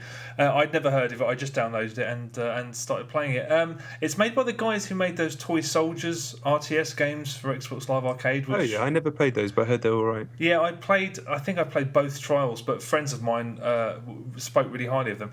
It starts off terribly. There's a kind of moving oil painting, a portentous voiceover, some Minotaur-looking fuckers, and I don't need this in my life. Thank you very much. It looks like the beginning of God of War, but really low rent, and it's in that fucking Lord of the Rings stroke. I don't know what you call it. Lord of the Rings is always the first thing, but it's set in that land. What do you call it? Well, like a high fantasy land? Yeah, I guess. There's Minotaurs, there's guys in loincloths and shouting and swords and... I say Lord of the Rings. Swords and sandals? Or... I don't... But it's fantasy as well. I don't know. I always say Lord of the Rings, that's completely wrong because it's not twee at all. It's just kind of like, this is an 18 game. It's not an 18 game. I think it's a PG. I don't know. I'm going to stop talking about it. It was a bad start anyway. I wasn't interested. I played it for several hours. After about 2 hours, I started to get annoyed about how aggressive the microtransactions were. But then again, I thought, I'm a dick for essentially wondering why this game isn't given to me for nothing, just because I'm playing it. It's weird how that works, because you are supposed to give some money to the guys that spent so long making this game. It's not bad. It's not for me, but it's hard to fall. I mean, it's a hack and slash. There's elements of Dark Souls to it because of the way multiplayer works. It's not really multiplayer. You have these sort of ghostly spectres walking around at the same time as you at sort of live. Right. And you can basically choose. If you're having a fight, you can have spells that banish the enemies you're fighting to their version of the world. And then if those enemies inflict damage on them, you're rewarded for that. Or you can sort of bless them. It's kind of some very simple systems. I mean, that side of it, I didn't really understand what incentive there was, apart from getting some sort of minor rewards if you inflict damage. But basically, it's third person. You're walking around. You desecrate all these altars so that the villagers in that area come around to your way of thinking. There's 3 gods. You pick one at the beginning: dark, light, and void. And there's perks for different ones. Some of them have better magic. Some of them have better combat. Blah blah blah blah. And there's these little minions walking around. What was that game? Is it Overlord? Yeah, Overlord. Where you throw the minions to go and do your bidding. There's a system that's kind of like that with these little guys, and that's quite nice because whenever you walk near them, they kind of drop to the floor and start sort of, we're not worthy. Yeah, exactly. By Wayne's World. It's the Wayne's World podcast. Exactly. And you can use those guys as weapons. You go around, you have fights with stuff. The combat is really crisp. You can see everything landing. You can see exactly when you need to parry. It's satisfying because you really feel like you've got a control of the character you're piloting around. There's some really nice sort of side digressions where you can get loot. There's loot involved. I mean, it's a game I've played before several times. It pinches a lot of things, but for a free game, I was like, they've actually put a lot of thought into this. I mean, after a little while, you start constantly, your armor keeps breaking. Do you want to throw the armor away and like lose the fight, or do you want to buy new armor or pay to repair it, or do you're out of spells? Do you want to refresh your spells? That became really quite prominent as the longer I played. Right. The loading times are diabolical as well. So when you start up the game, every time you start it up, you're waiting upwards of 5 minutes. Updating content, updating leaderboards, it takes 5 minutes plus. But as a game, as a sort of slightly mindless action game, there is some, it's nicked the right ideas from the right people, and it's coherent and it feels quite nice to play. I mean, it's not something I'm going to invest a whole lot more time in, if any. But for the hours that I played it, I thought it was fair play to those guys. They've done something that. Yes, it's really genuinely not bad. All right. It does sound all right. I mean, you won't play it. No, of course not. No, I'm not even going to pretend that I would. No, I'm not going to recommend it to anybody because it's not. I don't know anybody for whom this is their sort of thing. But I was like, fair play. They really, effort was made. All right. Sweet. My number 3 is not a free-to-play game. It is Hotline Miami 2. Bringing out the big guns just all this week. And cracking time at Eurogamer. I managed to pretty much nail down everything that I wanted to play. And Hotline Miami 2 was definitely one of those. In fact, I just remembered I also played Luftrausers very briefly, which is the new game from Vlambeer, the guys that made Ridiculous Fishing and Super Crate Box and stuff. That seemed really cool. It's like a biplane shooter. They were next door to each other in the booth. And as I was queuing for Hotline Miami 2, Luftrausers was there. So I said, can I just jump on this and then jump on Hotline Miami? Don't even know why I'm talking about this. Anyway, that seems good as well. So keep an eye on that. But anyway, Hotline Miami 2. Obviously, big fan of the original. After all the dramas of not getting it to work for ages, ended up being a huge fan of it, as are you. This straight away was just a fucking masterclass in how to do a demo. You got an intro and I think 2 levels, headphones of highest quality, cranked to fuck. You put it on and the tunes are just... You're just like, fucking hell, they may have surpassed the tunes from the original game, and you know, God knows how much those headphones cost, but they were damn good headphones. So that's thumping through your head, and it's on PC, but I played it plenty on PC before, so I had no problem playing it like that. So the opening scene is the one that's had a lot of stuff talked about it already. You know, the one where you play this like piggy guy or whatever, kill a few people, and then get to a woman at the end, and you know what happens. You've heard about this, I'm assuming. It culminates. Yeah. I think I'm. So instead of killing the woman, you kind of lie on top of her, right? The way I'd been reading about it was if that was kind of like a prolonged thing. What actually happens in the game is you move towards her, lie on top of her, and then the fucking guy goes cut, and it's just like, as far as I'm concerned, now I went into this having known what to expect anyway. But it just felt like it was just the game, as the original did loads of times, unsettling you, just make you think, what the fuck is happening? Is this really happening? What's happening? The original game did that loads, and just kind of, it's just to unsettle. That's what I took out from it. It was just to unsettle, make you feel uncomfortable in what you're doing, question what it is you're doing, not from a moral point of view, but just question like, what is happening? What exactly am I doing? And then you're just straight back into that fucking, you know, thumping beat haze of what Hotline Miami is, and then which is exactly what you're back into, because you're just into 2 levels after a bit of chit chat, weird cutscene, straight back into the game, and the game's as good as ever, but perhaps slightly better. I mean, it's so similar to the original in terms of the gameplay that I couldn't really talk too much about it, but it just felt a bit cleaner. I don't know. I don't know what it was. It just felt a bit better somehow. For example, like you grab a bat, and in the original I must have had it happen a billion times. You run into a room, there's 2 guys next to each other, and you swing the bat and it kind of misses one, even though it should have hit him, and it hits one, and then you get caught by the other guy. Happens a million times. Here, it just seemed to... The collision detection seemed to be better or something. I don't know what it was, but it seemed to be facilitating more moments where... You know those moments you love in Hotline Miami where you do this and you do this, and then fucking how do I do that? And you're like, you spin around. It seems to just small, minor tweaks to the way the collision detection works and the way the animation works, perhaps, and the controls just seem to be designed to facilitate more of those moments. But apart from that, just think amazing tunes, same brilliant gameplay, really interesting where they're going to be taking it. In terms of story and tone, that scene to me was, I don't think if it happened in a film, it wouldn't even be mentioned. It certainly wouldn't have articles written about it way before the film came out. Yeah, so, this isn't fucking irreversible, the game, is what I'm saying. But, who knows what happens later in the game. But I was really surprised when I saw that scene how it was different to how it had been explained to me in the articles that I'd read. But then again, I do have to caveat everything with those. I'm not a very easily offended person, but I think that just comes from... I genuinely think that comes from just watching so many films of all different types over the years and trying to get an understanding behind what creators are doing. I think that's where it comes from. I don't know. Maybe I'm just a fucking maniac, but... No, I think that a lot of these people are just too fond of brownie points that come from doing absolutely nothing. Did you see this picture that was doing the rounds? Some website put up an award on the Hotline Miami 2 booth. Did you see that? Yes, I did see that. Likely to win the award for the games journey. I thought, that's a little bit shitty, but I mean, those people do deserve a little bit of ribbing sometimes. The fucking response, the one that I saw constantly retweeted was some guy going, "Fuck whoever put this sign up," and That's the one I saw. Loads of these games writers retweeting it, and I was like, "Gee, calm down." He's just having a little bit of a piss take about people who take things deliberately seriously to try and. I mean, it is all. When the only byproduct of those discussions is more followers and more retweets on Twitter, you're not doing anything. It's completely nothing. It's self-promotion. It does my nut. I thought.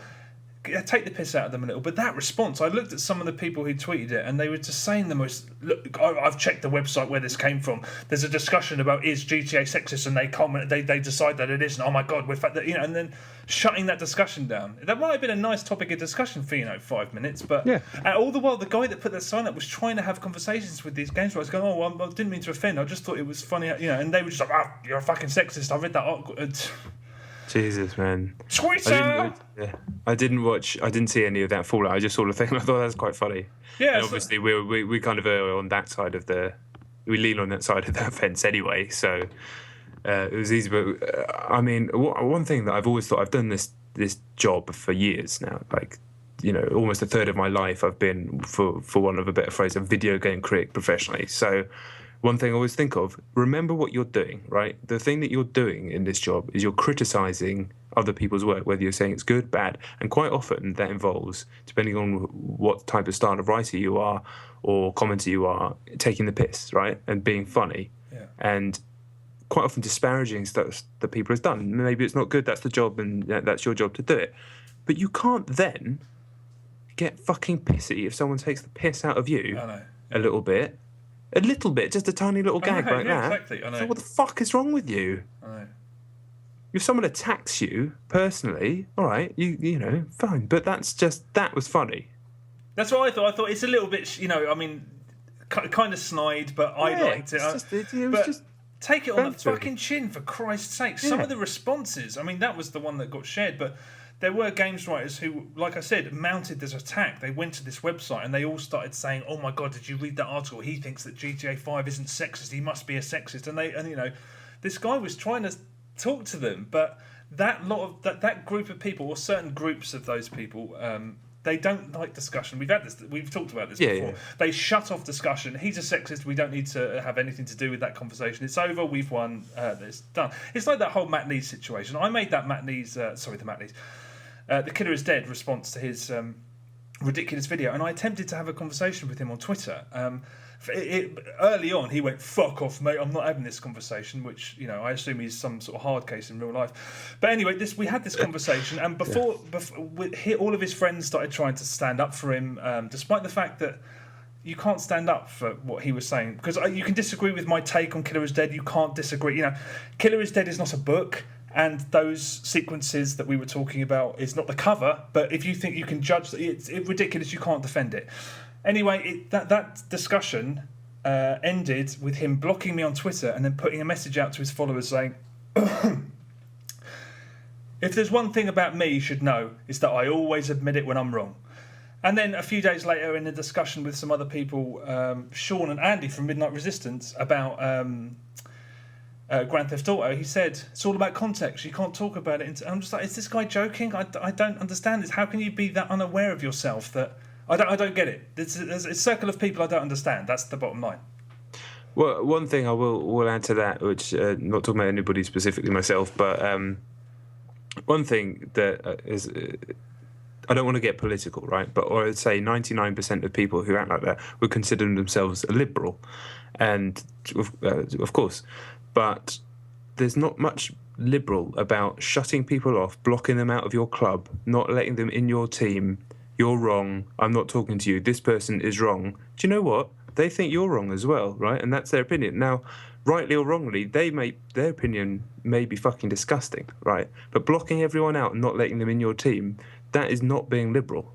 That is the opposite of being liberal. So just, I don't know, that pisses me off, because people will quite happily stand there for their views and whatever, but they don't practice any of it. Yeah. They just shut people off, have their clique, and effectively bully someone with differing opinions, especially when those people just want to have a discussion, which is what happened. But clearly what happened with this person on, I think that website was called talkingship.com with a P. So yeah, that I mean, to be honest, more than anything, that just fucks me off. What does? That pseudo liberalism. You know, I'm liberal. I love everything. I've, and then 5 minutes later, fucking chavs on the bus. It's like, no, yeah. You can't say that. I know. And be that.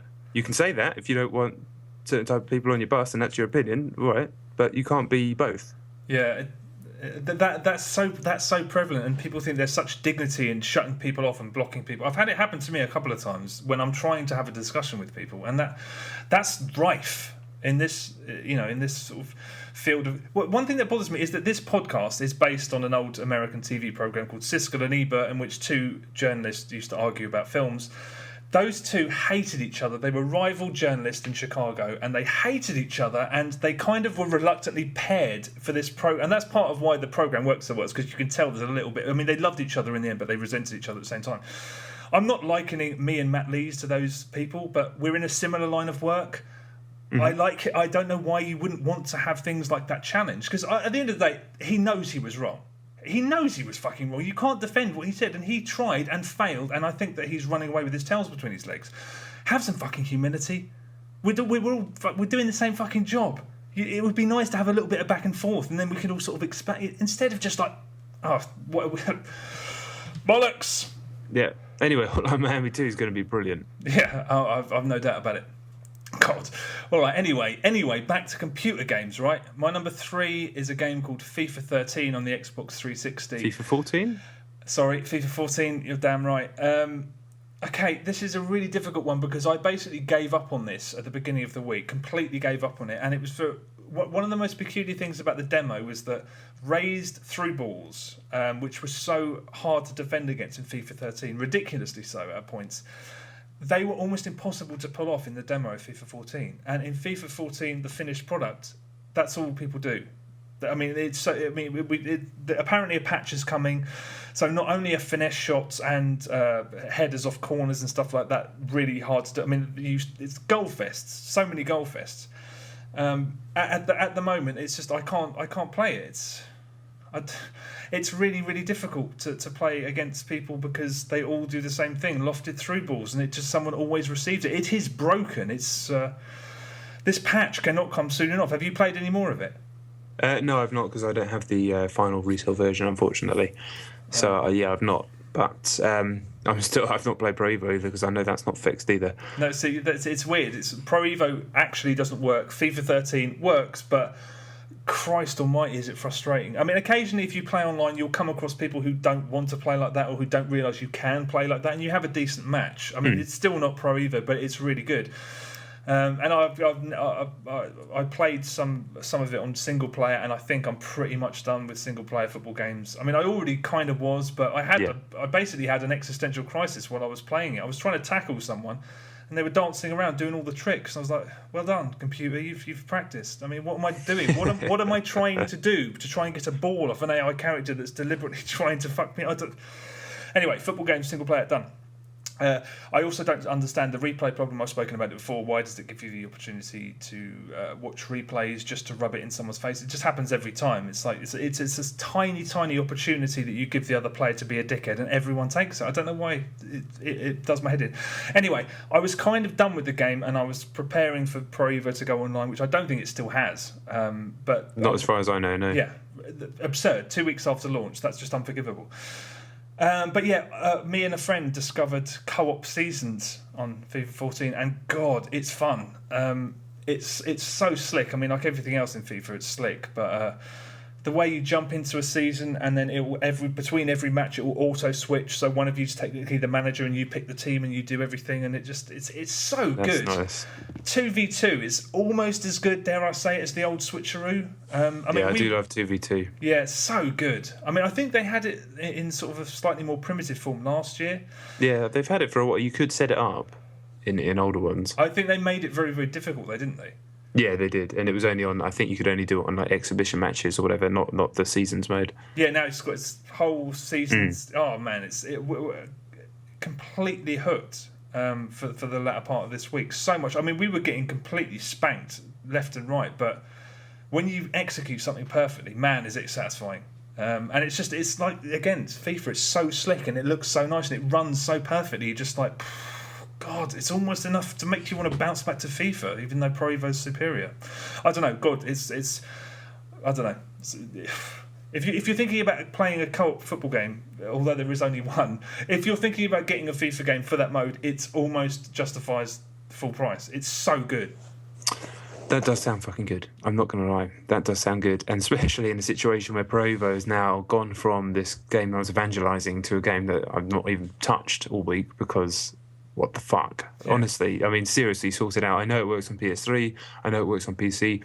I know there's a community patch to do it, and I should actually tweet out how to do it if you want to. I don't think it's very difficult. You just download the files to PC, download a program called Horizon, format I've just said it's not very difficult, but even as I'm saying it I was going to say, I can't be bothered to do that. It's like, the reason it's not that difficult for me, because it's basically the same way as you get the option file.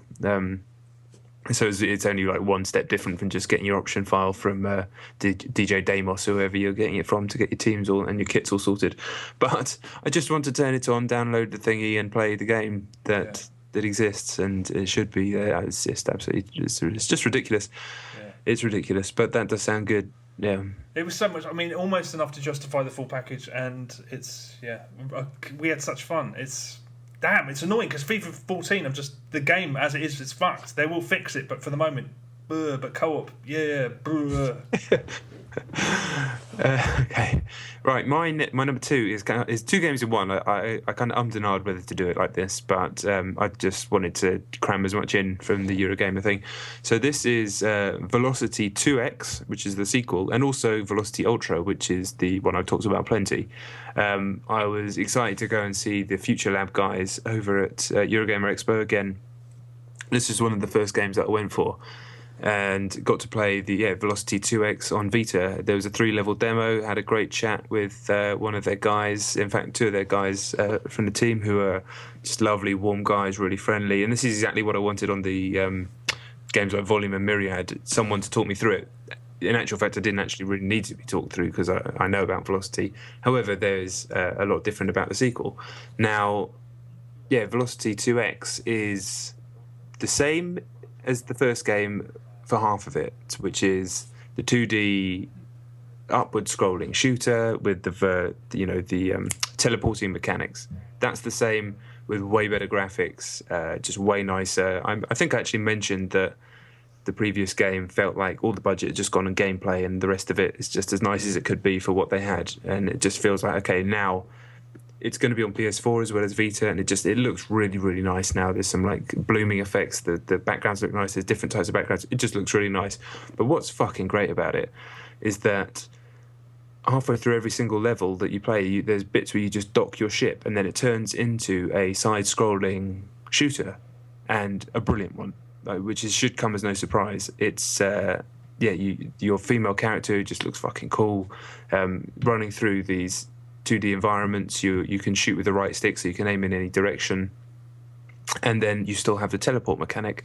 But whereas the teleport mechanic on the original, the shooter, the scrolling shoot shmup or whatever you want to call it bits, you can kind of teleport anywhere. Here is only within a strict distance, so you don't just like teleport to the end of the level. I assume that's why they've done it. At first, it just was stuff like, here's a wall, teleport through the wall, and I was thinking, okay, well, this is nice, but whatever. Within, I don't know, the same 10 seconds of that level, you're doing things like, there's a certain type of enemy that the second it sees you will charge you, and the only way to defeat it is to immediately teleport behind it and shoot it in the back. That's satisfying as hell.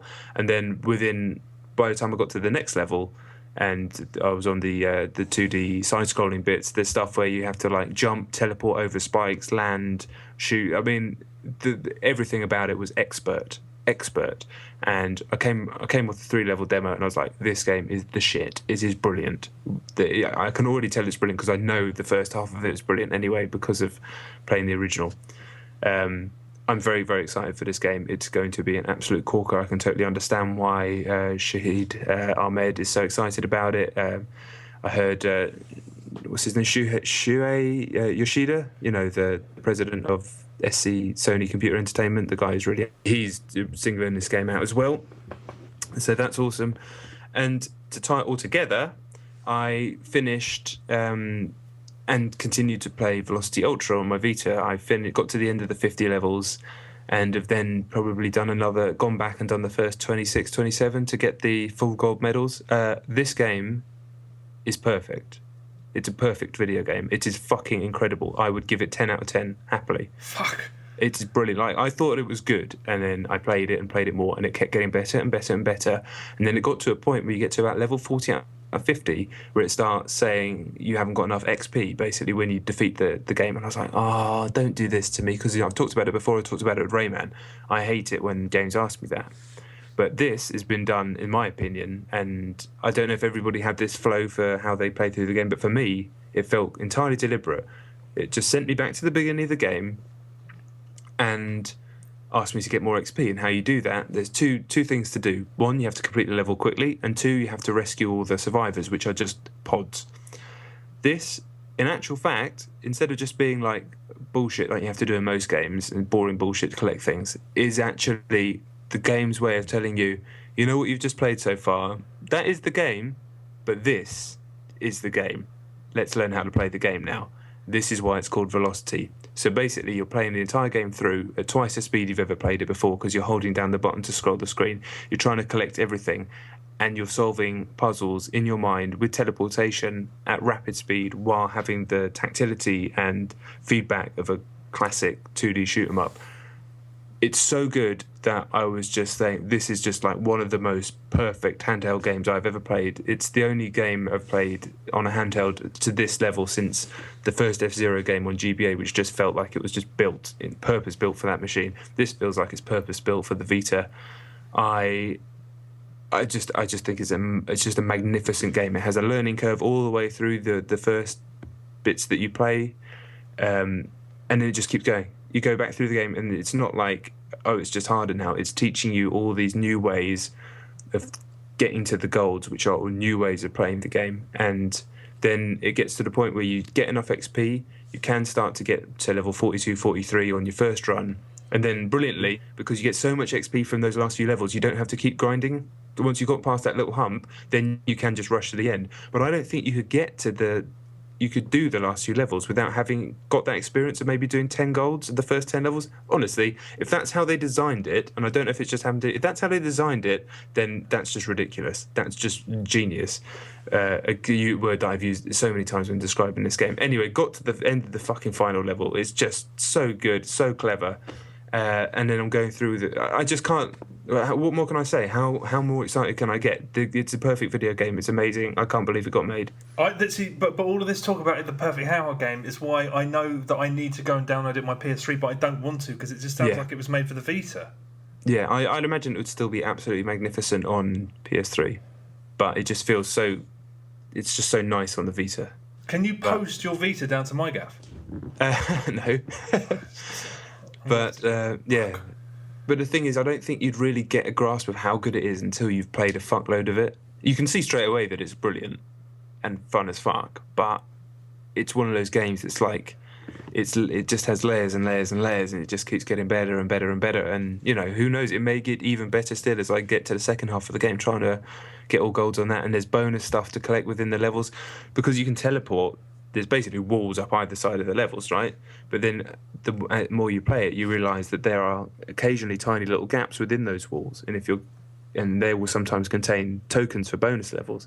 So if you're good enough and moving at speed and doing it right, you can quickly teleport into this little gap, and you quickly teleport out to get the boat. Like, forget about it. And the fact that the sequel's it's like a fucking whole new another type of game in there as well. Is it the same formats again? Sorry? Is it going to be PS3 and Vita again? No, it's PS4 and Vita. Of course, sorry, that's what I meant, yeah. But yeah. Fuck, okay, fuck.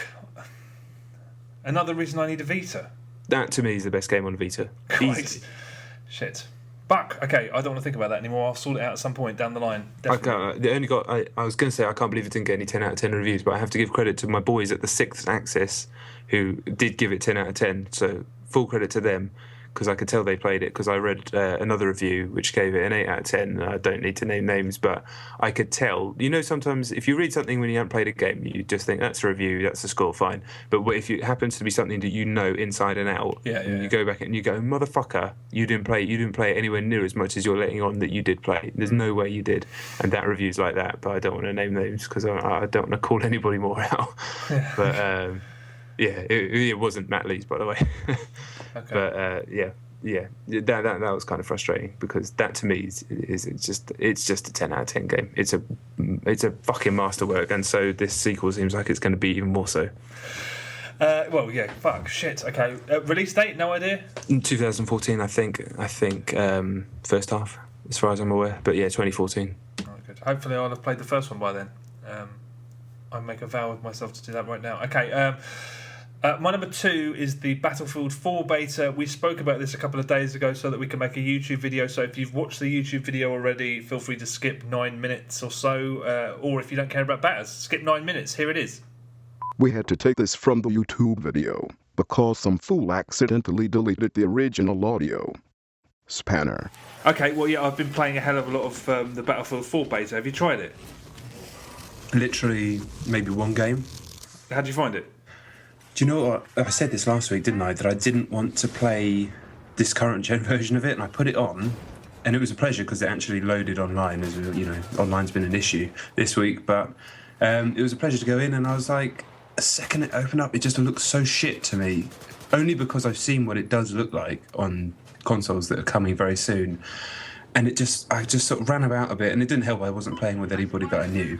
And I was like, I've done this a million times before. It looks so bad now. I just want to wait. I want to wait for the proper version and do it properly. I still shot some people, and that was fun, and the sound was amazing, and it was, it was clearly good.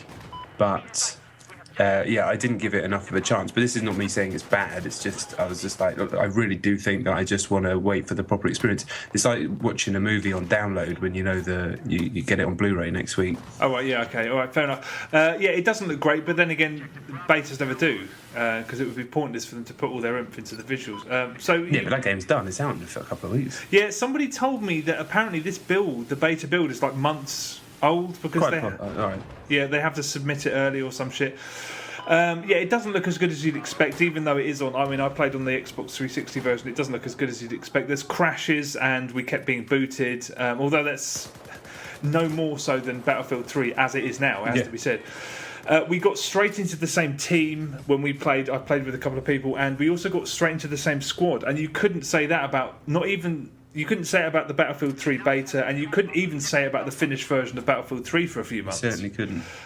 So that was quite novel in itself. So it's quite ugly. Obviously, it's only 24 players as opposed to the 64 that I think are. It works with that many players on this map on the next gen and PC. And also, obviously, it worked better in Domination, which was more close quarters. Did you? I mean, I take it you didn't observe any of the changes at all. I think that I noticed that there were different things on the D-pad, maybe, but that was it, literally. And the spawning was slightly different. Oh, right. Spawning. So, talk me through them. Yeah. Well, yeah, they're minor, but they're very weird. It seems at some points that they've just made changes for the sake of it. So, for example, vehicles now you control them entirely on the sticks. So you don't accelerate and decelerate, you do it on the thumbsticks. Apparently you can change it back in the menus to there's like a classic setting because it just like Halo style now. In Battlefield it just felt wrong, or at least it felt wrong to me. It felt like a change that wasn't necessary. They've swapped the melee button, so it's the COD melee button, and B is now crouch. So it's basically Call of Duty controls, which is fair enough. But again, I think that setting's called Veteran. You can choose Veteran settings and then go back to the original Battlefield 3 buttons. Spotting people is now right bumper, which at first I thought was a pain in the neck, but the more you do it, because at first I was having to use my trigger finger, but soon enough you put both fingers on those two buttons, and it's actually far quicker and far more efficient than using the select button as you did in Battlefield 3. And you can't change that incidentally, so you better get used to it. You die very quickly, but that happened again. That's the same as the Battlefield 3 beta. I remember at that time loads of my friends were like, it's turned into Call of Duty. No, it hasn't. It's just, I'm sure it's part and parcel of being a beta because, that's just what they do, I guess. The map is absolutely fantastic. Did you play Domination or Conquest when you played it? Conquest. Okay. So there was vehicles and stuff? Yeah, there were vehicles. Yeah. Okay. Well, yeah, it's a really great. It's a classic Battlefield map. There's a lot of elevators. I mean, especially the tower in the middle of B. There's an elevator up there. It's really cool when there's a load of guys at the top. So 4 of you have to strategically use the elevators to get up at different times and take different sort of points and stuff. That's genius. It's like a classic DICE touch. It's weird how. There's friends of mine that really didn't like Battlefield 3 after all because they thought it was too realistic. And they were always saying, Bad Company 2 was the real one. This seems like a calculated effort to step a little bit away from Battlefield 3. So the kill cams especially, when you get killed, it's not as sort of frank as it was in Battlefield 3. You'll see a fluorescent sort of lit kill cam highlighting your killer as he runs around. Right. And enemy movement's a little kind of... It's not as realistic either. I don't know. It seems a kind of sort of bit more robotic. There are some really nice touches. I mean, one of the best ones is that if you get a really large kill assist, in Battlefield 3 you could get a 99 kill assist, which means you basically killed someone and somebody else fired the final bullet. Yeah. In this, it will give you the final kill for that. Tanks replenish their health even if they're under 50%. So in Battlefield 3, if you were under 50%, it would start depleting and you have to fix it. Which was quite nice. There's a very nice gap for if you get knifed. If you shoot the knifer, the knifey will be fine if you shoot him in the middle of that animation. Whereas in Battlefield 3, if you shot them both, if you shot the knifer, both of them would be dead, which I suppose is quite nice. I don't know whether they'll change that because it's quite forgiving at the moment. Right. Also, there's I think this is actually something to do with the fact that the beta is a little bit sketchy, but there were numerous occasions when I was a medic and I couldn't revive people more than one time. Okay. So as soon as you revived them, if they got killed again, they'd lay dead. I think that's a fault because there were other times when it did work fine and I could keep reviving someone. What's different, and I don't know how I feel about this, is that when you revive someone, they only come back at 20% health, whereas before they come back at around 20, but their health would zip up really quickly. Yeah. Now it's just 20%, and yeah, obviously they have to go and sort of hide. Did you use any of your throwing down med packs or anything like that when you were playing it? Yeah, I chucked a couple of mid packs, but that was about it. Did you notice how they kind of flew around a little bit? I can't say I did, no. I wasn't really playing it that much, to be honest. Like I said, I think I'm going to wait. Okay, right, that's fair point. But yeah, if there's someone in the vicinity, rather than throw it down in front of you like you have done in the past, you'll kind of fling it at the person, which is annoying. Right. If someone runs past you while you're trying to throw one on the ground for yourself, it will fling it at them. And that goes for ammo as well. The other thing that's annoying about ammo, but kind of good, is that it doesn't seem at this point to replenish grenades or RPG ammo or any kind of explosive ammo. So, a problem in Battlefield 3 was that you throw ammo down and you could just spam grenades. Yeah. Sit by an ammo pack and just throw grenades in. So you definitely can't do that here. Whether that will change in the final build of the game, I'm not sure, because it didn't replenish anything that wasn't just bullets. And they run out quickly, so you have to keep throwing the packs down, so they're much smaller ammo packs. You're now given C4 as part of the recon kit, so snipers have C4, and I don't know how I feel about that because it was a decent trade-off. If you were one-on-one with a tank and you were a sniper, you were dead. But at the same time, you had the most powerful weapon in the game, and if you were good with a sniper rifle, that was a one-shot kill all day. So it was a trade-off. You took the risk of coming up against. Now they're kind of. Yeah, it seems it's giving too much power to snipers, which is a bit. I think that might unbalance it a little bit. Field upgrades again are quite. It's too early to tell how they work. They've replaced squad perks. I assume this didn't make any sense at all. No, this is nonsense to me. Okay, well, field upgrades replace squad perks, but you build them from scratch every time you play. So rather than picking different perks that each of your squad have, now you have to earn them in every single match. So you start from zero at every game and. You basically have to perform goals. It's brilliant because one of the great things about the last few Battlefields is doing assignments and doing achievements and all that shit. So you're always performing goals anyway. But what's brilliant is that from the start of every match. So, for example, if you use grenades effectively, your squad's flak damage will increase. If you repair units very efficiently, then the repairs across your squad will go quicker. If you're savvy as a medic, the squad respawn time will go down. Stuff like that. So you're constantly. In an ideal world, what you do is every single member of your squad will be a different class doing different things. And then by sort of the second half of the match, you'll be sort of this behemoth with all of these additional perks. Yeah, there's some spectacle even on the 360 when that building falls at the beginning of the map. It does look it still looks pretty great, even though the frame rate sort of descends into absolute shite. And yeah, I mean, I think it's great, but then again, I always was going to because it's Battlefield. I'm interested to see whether they keep some of these changes that they've made or whether they ditch them, because some of them really do change Battlefield quite drastically. But then they always do that, so we'll see, I guess. But overall, you're into it. Big time, yeah. I've really enjoyed it. I'm going to go back and play some more in a bit. I've done several hours, and yeah, it's looking really, really great at this point. Interesting. Yeah, I am. I definitely will play it on PS4 or Xbox One or whatever I end up getting. But it was tough as well coming from GTA to that in terms of visuals. I was like, I just want to wait. Yeah, it doesn't look great. I'll give it that. But it was nice. It was like unpeeling a little bit of your Christmas present early. I'm liking it. Nice. So Velocity 1 and 2, they were your number 2? Yes. Okay, my number 1's Grand Theft Auto 5. I'll let you speak. Yeah, I sat for, in total, over the last couple of days, about 3 hours just watching the same animation of my character get into a car while someone else jumps out of it, because it is still fucked. For me, I could not get into the online past the tutorial, or even finish the tutorial, so I haven't played Grand Theft Auto Online, but you have. Yes. I also probably spent about that amount of time trying to get into the game, but thankfully this morning of recording, which is Thursday, I got in third time. I was prepared to maybe try 6 times, and I got in third time. Bafflingly, they've decided to create a tutorial which requires matchmaking at the beginning, which is madness for something of this level of volume. This volume amount of people that are trying to play the thing. But once you do get past the tutorial, which basically takes in a race, takes in a basic mission, and takes in a death match, you're just in the game. And it's kind of tough because it's clearly brilliant. It's so clearly brilliant, but none of my friends could get in. So you and other people couldn't get in, right? So it's so designed to be played with your friends that I was having an almost empty experience, but I'll explain why. I also want to talk slightly about the single player afterwards, but I'll just talk about online for now. So in the free roam mode, you're in the room and there's 15 other people in there across the whole city. So you can quite easily play it for the whole time you're in there and not come across someone, but they're all blips on the radar, so you can go and seek people out if you want to. Within that mode, it is the full city of Los Santos and surrounding areas. It's exactly the same as a single player game.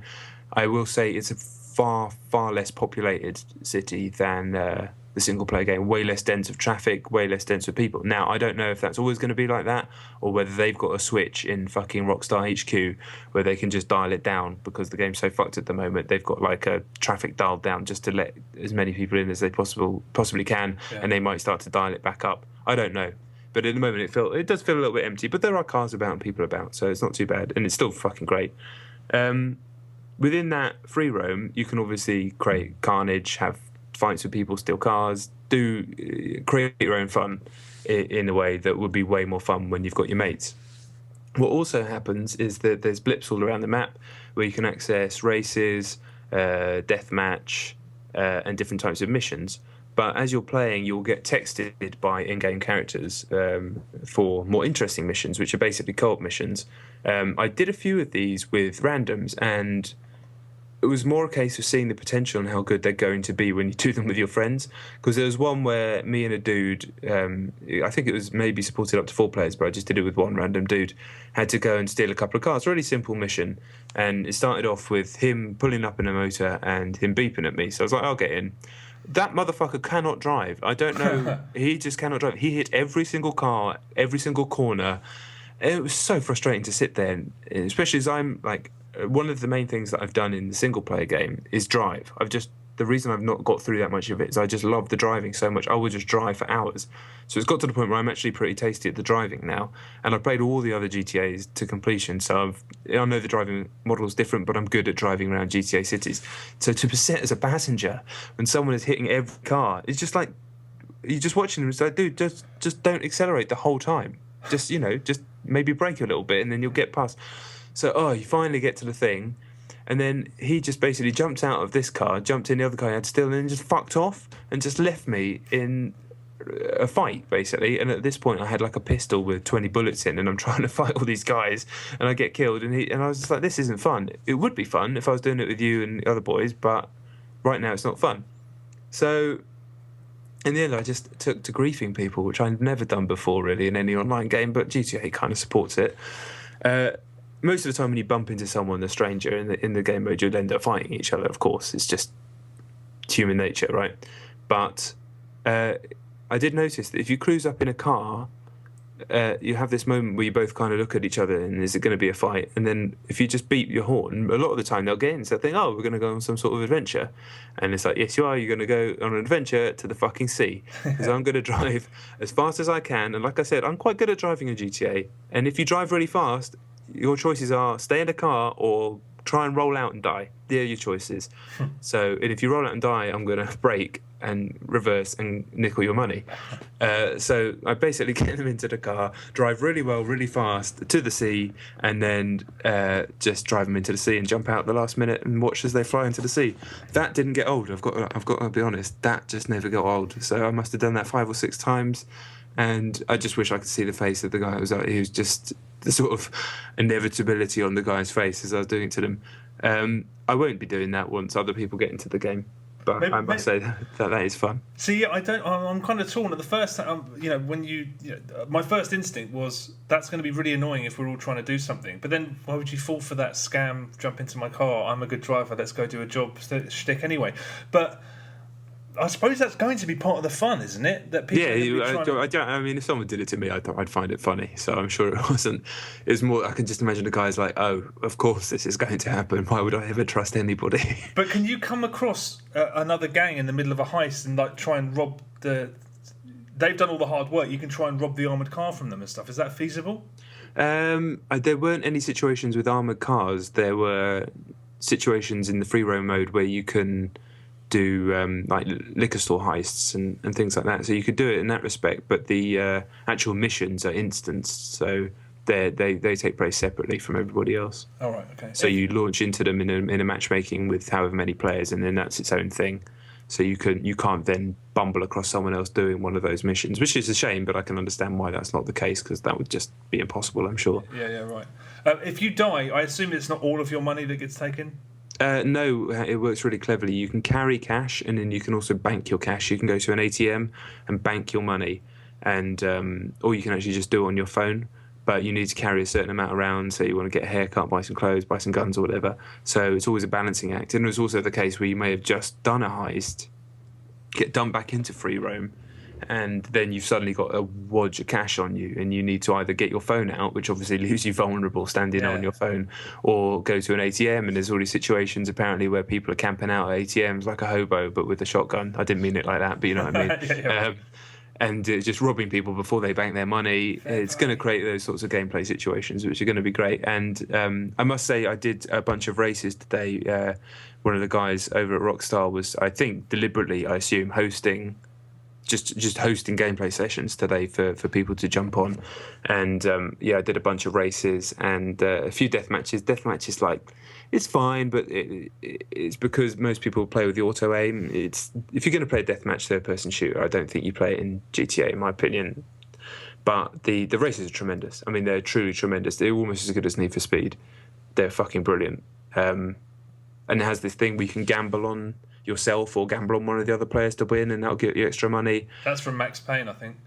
Oh, is it? Yeah, it's where you used to pick a player as you were running out into battle, the first kill, and you could bet on. Yeah, you could do all this gambling. So I assume it's a variation of that. All the races were truly brilliant. It seems like it's going to be really cool. I just can't wait for everyone else to get in there. Just hearing you talking about it, the scope of so many scenarios that could arise. I just hope that it allows for all of these things to happen. Like having to sort of go as a gang to go and all take it in turns to go and put your money in before you get hijacked by other people. You can do it on your phone, but you'd have to protect them and stuff like that. Oh man, it sounds like it. I mean, it sounds like what it looked like in the trailer. Potentially so good that it almost seems impossible.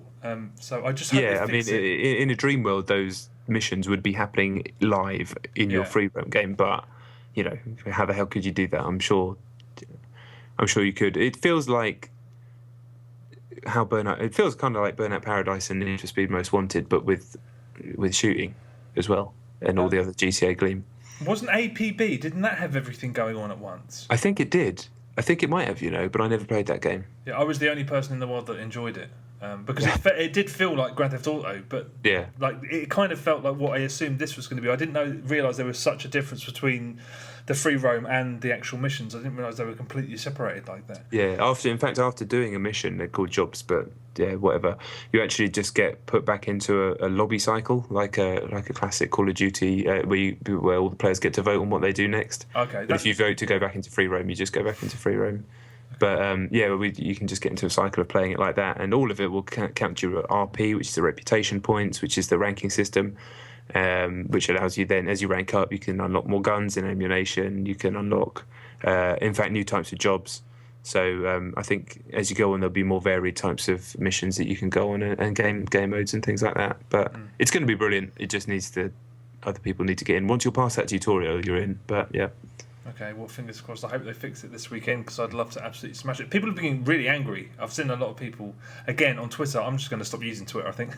But people getting really furious about it not working. And I just thought, you've paid money. If you haven't got your money's worth out of the single-player game, I don't know what's on that with you. So this also, they did come out and say, in a really nice and friendly way, go, listen, guys, it's going to be a bit of a nightmare at first. I'm sorry, but that's just the way it is.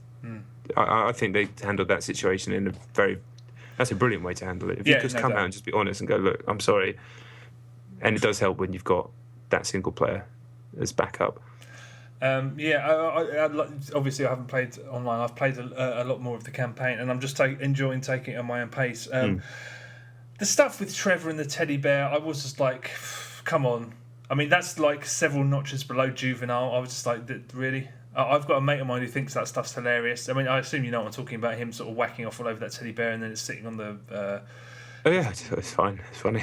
Oh really? I was like, this is. I mean, it just felt, a little bit much. I've just done that mission where you jackknife an armoured car in those back streets. And that's pretty much where I am. I mean, I don't think it topped the mission on the top of the building. But it was another absolutely killer, just bouncing between those characters. That system is just, every time I'm in a scenario where I'm jumping between those three guys in the same situation, I'm just like, what a genius idea. Yeah. It reminds me, funnily enough, of, I think, Black Ops 2. Remember those missions that you could choose to not play? Yeah. Where the Strike Force missions. Yeah, where you just jump around between all these different people. It kind of made me think of that. But yeah, it's just, the campaign is really, really quite superb. Yeah, I just wanted to kind of relay one story that happened to me. I've been waiting in GTA 5. The game's been amazing for me, but I've been waiting for the moment that I've had in, I think, all the GTA since Vice City. I had it in Vice City pretty much straight away, just hearing that music and driving down South Beach. I had it in kind of late on in San Andreas when I was in a helicopter going over Las Venturas, Las Vegas, basically. And in GTA 4, my amazing moment was there's parts in that game where you have to make a choice, this guy or this guy, lives or dies. And I just remember I was in the review, I was actually in their offices in this fucking giant TV, amazing headphones in the dark. And I just couldn't decide whether to kill Playboy X or someone beginning with D, I forget his name. And I was driving across like the equivalent of the Brooklyn Bridge in the rain while Kanye West Flashing Lights was playing. I don't think I'd even heard that song before. And everything just came together at once. And I was like, this it just made me feel amazing. It's like a genuine decision I can't make. It was just a real moment for me as I was playing the game. And I kind of been waiting for something like that to happen in GTA 5. I knew it was only a matter of time. And I had it with Michael. I switched to Michael and he was... I think, he woke up like screaming with a gun in his hand. That was the vignette that it started with, which is as brilliant as it was. And this is just after a bit in the story where like a crisis happened within his family. I don't want to spoil it. And so I just decided, it felt like I was having a midlife crisis. I decided I had a fair bit of money, so I was going to go and buy a nice car. So I went and bought, on the internet, like the equivalent of like a Pagani car, like the high-end cars from Need for Speed. So I bought one of those. It's called a Vaca in the game. Bought that and then took it down to Los Santos Customs and got it pimped out with everything that you can get for it. Like the turbos, the fucking respray, all the spoilers. Like it basically spent whatever you could spend, I spent on it. and just started like driving around the city, and it felt like the kind of thing that a guy having a midlife crisis would do with a fair bit of money. And then I was like, right, I'm just going to drive north, and did. And as I was driving north, I had the Los Santos rock radio station on, and this track by Robert Plant came on called Big Log, which is like a really depressing, atmospheric song, which, I don't know, at the moment it just felt like it captured what was happening in this character's mind, and I was just kind of going with it and just driving further and further north and just ending up in the middle of fucking nowhere on a dusty mountain trail with nobody about. And then as I did it, I crashed into a rock, and it just felt like, I don't know, if I was Michael, this would be the moment where I'd consider putting the gun in my mouth and pulling the trigger. And then just as I was figuratively in my mind thinking that would be what I'd do, the opening synths of Radio Gaga by Queen came on, and it was just like, as it started to build a little bit, it felt like, I don't know, I had this moment where I was like, no, I'm gonna fucking go and win, and I'm gonna go and win my family back or whatever. I'm gonna go and take control of my life again. So I just reversed and was like, right, I'm gonna listen to this amazing song and drive back down to Los Santos. And I got out of the dusty roads and got back onto the highway, and the song builds and builds and builds, and I was just like, this is unbelievably good. And then just as I hit the fucking skyline of Los Santos and it comes out, and what is an incredible achievement in a video game, fucking Photograph by Def Leppard comes on, and I was just like, this is just absolutely unbelievable. And I just burst into the city with that tune coming out of the radio, and I was like, I mean, if ever anything could be a 10 out of 10, I've just had it in a video game there. That whole scene took about 15 minutes, and that was the most like poignant moment I've definitely had within GTA 5. It happened completely organically in my own stupid mind, putting more into what is actually happening than is there, just linking everything up but having fun doing so. And yeah, those games have always been able to create those kinds of moments for me, but it's never been as personal, not to me, but personal to this character, which is weird, but yeah. I'm just using my own imagination for it, but it kind of happened. I didn't set out for it to happen, but it just kind of happened organically. And as I said a few times, forget about it. GTA 5, what a ridiculous game. It is ridiculous. It is something, I mean, I know people, they get a lot of flack for how much they love films, clearly, but they so understand the characters. I mean, you can not like them, you can think they're badly written or whatever, but they know the characters that they've created. Have you been? I spawned as Trevor, and I was really laughing because it's so him. It spawns him, and I think he was in the financial district, and he was shirtless with a cowboy hat on with a bottle of piss. He was just fucking abusing people, like just shouting abuse. I've seen ones like that. Yeah, it's just like fucking. I'm just like, and you're drunk and you're slurring and you can't walk straight. I'm just like, that's what he'd do in the afternoon. Yeah. So yeah, I do. I mean, games don't go to that kind of trouble, and it really is. Something about the way you get that little moment when you jump to them really grabs me. I'm like, wow, fuck. Yeah. I'm automatically thinking, how does that fit into everything? I have to relay one that happened to my brother. He spawned in as Trevor, and it was Trevor waking up in a dress in the mountains, drunk with 2 dead bodies around him. That's brilliant. Yeah, I love the way. I love all of those interludes. I really do. But yeah, I'm enjoying taking it very, very slowly. Yeah, I am. Definitely, I am. But yeah, I don't even want to get into all the people talking negative bollocks this week about GTA. It's like, if you think that, I've said it one more time, I'll say it the one final time, if you think that GTA wasn't like this before in all the other games, and it's fucking hyper-real, tonally askew, sometimes it's nasty, sometimes it's funny. It's always fucking been like that. It's always fucking been like that since the 90s. Stop trying to intellectualise something that's been the same since the 90s as if it wasn't like that before. Come off it. Yeah, I know, I do agree. Stop trying so hard. The funny thing that I find is that when people are saying that there's bad women characters, or it's nasty to women or stuff, people always say, "Oh, but the male characters are such like positive badasses." They're not. The only person who would think that these are good aspirational characters are like completely lost teenage boys. And why are you trying to affiliate yourself with them? It completely deflates your argument entirely.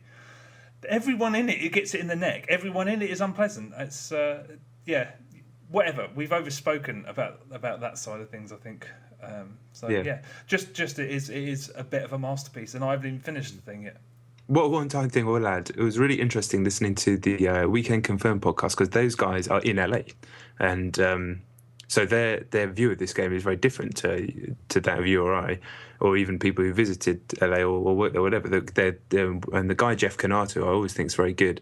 I think he's a local, or certainly lived there for years, and he finds the game very overbearingly cynical, to the point where he finds it almost unpleasant. And he's not talking about how it's written or anything. He just finds that the relentless cynicism overbearing. But he's a smart guy, and he's the type of guy that will take other opinions on board, and he's not trying to say it's like this and it's fact. He's just it's fine. That's what we want, right? That's what we talked about. We want people like that we might not agree with them, but they. So this is by no means saying that he's wrong or slating the guy. I think he's excellent. But it was just really interesting to hear his point of view as someone from LA. There's kind of a good discussion on the last couple of episodes of that program. But one thing I will say, I very much doubt that he'll be listening to this, but you have to remember that these guys are Scottish, and they're just fucking. People from Scotland just take the piss all the time. This is, you can't worry about it too much. This is how they speak to each other. I mean, English people do as well, but Scotland's like that to an extreme. So they're just taking a piss. It's all right. Yeah. They don't hate you. Yeah. Very true. Did you hear about this I haven't heard about there was like a transsexual prostitute or something, and people were getting quite upset about a cutscene. Have you heard about this? No. Okay. I don't. There's a small cutscene where Michael berates some transsexual prostitutes or something like that, and people are very. I mean, I don't know what the joke is, and I don't know what content. I don't know anything about what's in the game. But my knee-jerk reaction was they can joke about what they like, but on the other hand, transgender people are persecuted endlessly, and it's a difficult situation. So ripe for discussion, but again, people don't want to discuss it. Fuck Rockstar and this attitude. I think there's petition started, and petition is just how can I shout louder? It's like, well, why don't we just possibly try and discuss this? I don't know, but I don't know. Fucking hell, we're supposed to talk about computer games instead. We're talking about bullshit. I know, but it's addictive. That's the problem. We're addictive on the other side, but at least we're open and warm and friendly. We're going to be on Talk Sporting though, so I'm just fucking slating everybody. Yeah, I can imagine you on Talk Sport. I don't know anything about football. Yeah, it's very true. Right, well, I guess that's it. We better stop. Because this podcast's about 4 hours long. So thank you very much for listening. To anybody that came and chatted to me at the meet last week, I had a great time. So I mean, it was great to meet everybody. I'm sorry I disappeared for a meal because I get crazy hungry. I can't do the whole thing where you don't eat. And then I came back because I thought if this was down in Bournemouth or down in Brighton, it would be going on till 2-3 in the morning, easy in the same venue. But for some reason, pubs in London just shut at 11, and then everybody has to get the last train home. Stupid city. So sorry that I ducked off and then didn't see everybody at the end. That I was very frustrated by that. But anyway, it was really great to meet everybody, and we'll definitely do it again next year. And that was cool. So yeah, thank you very much for coming. If you did come to that was awesome. I guess check us out on Twitter, as you know, at John Denton, at Chet Roivas, at Chet and Johns. And then if you could subscribe to us on YouTube, that would be really good. We're just kind of doing more on there. It's just Chet and John on YouTube. Definitely watch Chet's Battlefield videos, and there's some good content on there, in my opinion. I think it's quite good. So if you can drop a like on a couple of videos, drop a subscribe on there, that just massively helps us, and then it helps us do more stuff for the podcast, helps us get more content. It's just all good. If you could do that for us, we'd love you. I love you. Yeah, no, likewise. But also, it's completely inordinate and ridiculous how much of a difference this makes. But if you listen on iTunes and you haven't left a review on iTunes, if you could do that, we'd massively appreciate it. Because it shouldn't have as much bearing as it does. But when we get one review, the podcast bounces into the upper echelons of the charts, like you wouldn't believe. So yeah, it's stupid, it's broken, but yeah. But we do massively appreciate that as well. So yeah, anything you can do to help us out, we appreciate it. And yeah, thanks very much for listening to this nonsense. Yeah, Jesus, sorry. Yeah, apologies.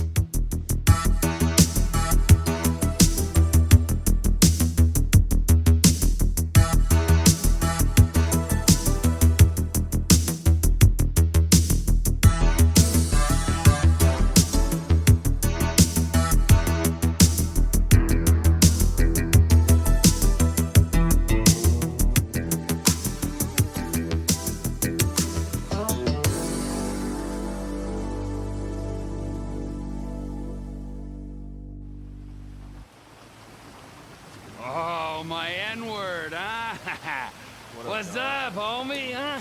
Oh. Oh. Is that how you act, huh? When a friend makes a mistake, huh? No, really? man. Oh, No. what? Oh, so what? It's just me getting hurt? Is that funny? No, huh? man. Well, fuck you! I'm gonna put you in the fucking ground. You laugh at me again. Man, calm down. I have met a lot of assholes in my life, but you, well, you're not long for this world if this is the way you fucking act. You little jumped-up motherfucker!